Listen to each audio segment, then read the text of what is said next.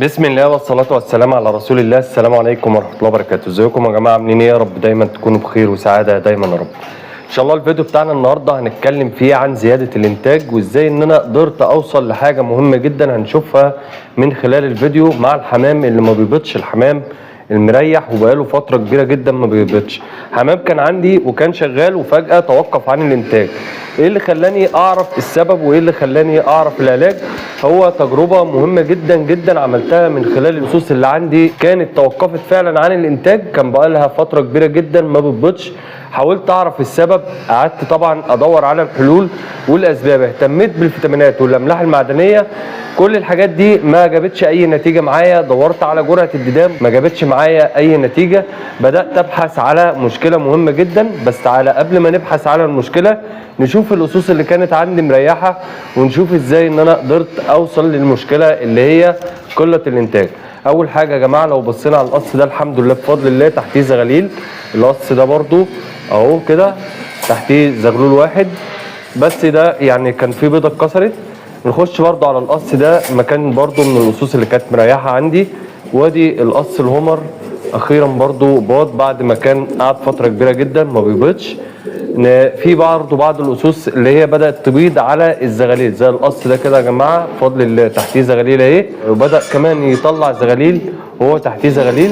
تعالوا بقى نشوف المشكله ونحكي على المشكله، وكل ده بسبب حاجه مهمه جدا جدا ممكن بعض الناس تغفل عليها، ولكن هقولها من خلال الفيديو واقول الحل بتاعها. اول حاجه يا جماعه زي ما قلنا كده، قعدت ادور على الاسوس بتاعتي واشوف ايه المشكله. لقيت مفيش اي مشكله عند الاناث.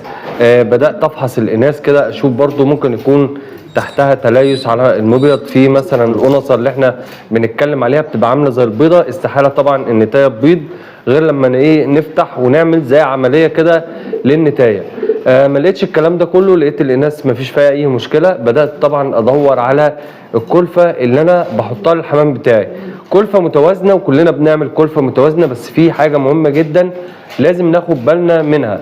في بعض الاسوس يا جماعه بتاكل الذره الصفراء وتسيب طبعا الذره العويجه، والعكس صحيح. في بعض الاسوس بتاكل الذره العويجه وتسيب الذره الصفراء. احنا عارفين طبعا كتره الذره الصفراء دي ممكن تعمل تليس على المبيض. في اسوس ممكن تاكل الذره الصفراء وتسيب العويجه، فده ما بيبقاش حل ان انا اقدر ان انا اقدم كلفه عويجه بس او فول بس، او ان انا اشيل الذره الصفراء منها. لا، انا هقدم الكلفه بتاعتي، ولكن لازم اهتم بجرعات خل التفاح. خل التفاح اللي هو مهم جدا جدا في اذابه الدهون. لازم كل جرعه كل اسبوع يا جماعه لازم اقدم الجرعه اللي هي جرعه خل التفاح 5 سم على اللتر. صدقني هتعمل اذابه للدهون، مضاد للسموم، هتحافظ على الحمام بتاعك من بعض الامراض البكتيريه اللي هي بتبقى منتشره سواء في الصيف او في الشتاء. مهم جدا جدا جرعات خل التفاح لاذابه الدهون، اذا كانت على المبيض بتاع الاناث او اذا كانت على الذكوره. بالنسبه للتخصيب، لو انت برضو بتشتكي من البيض الرايق لازم تقدم جرعات خل التفاح. جرعات خل التفاح لها فوائد عظيمه جدا جدا بالنسبه للحمام بتاعنا، زائد ان هي طبعا زي ما انا قلت كده مضاد للسموم ومضاد للبكتيريا واذابه الدهون بالنسبه للاناث. وده طبعا بيسبب قله الانتاج اللي هي نتيجه الكلفه الغير متوازنه، او ان احنا بنقدم الكلفه المتوازنه وكل حاجه، ولكن زي ما انا قلت كده الحمام كان بياكل، او بعض الاسوس اللي انا وريتها لكم دي بياكل الذره الصفراء اللي احنا كلنا طبعا بنعاني منها وبتعمل تليس على المبيض. فعشان طبعا احل المشكله دي كان العلاج لازم ان انا 5 ايام متواصله او اسبوع يا جماعه بالكتير، اسبوع كامل لازم ان انا ادي جرعه خل التفاح. بدي الجرعه بتاعتي للذكر وللنتايه بالفم مباشر نص سنتي.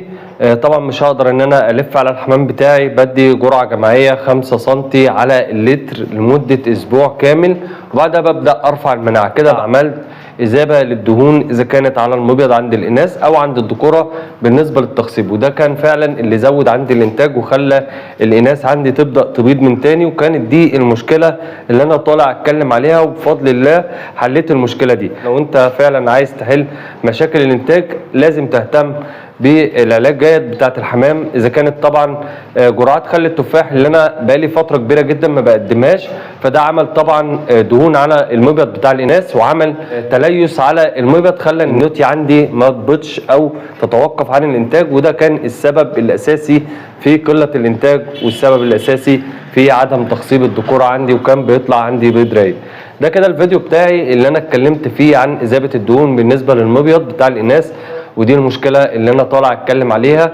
واسف جدا على الاطاله في الفيديو، يا رب يكون الفيديو بتاعنا عجبكم. وما تنسوناش بقى في نهايه الفيديو باللايك والشير واشتراككم في القناه، ويا ريت تفعلوا زر الجرس عشان يصلكم كل ما هو جديد من فيديوهاتي. والسلام عليكم ورحمه الله وبركاته.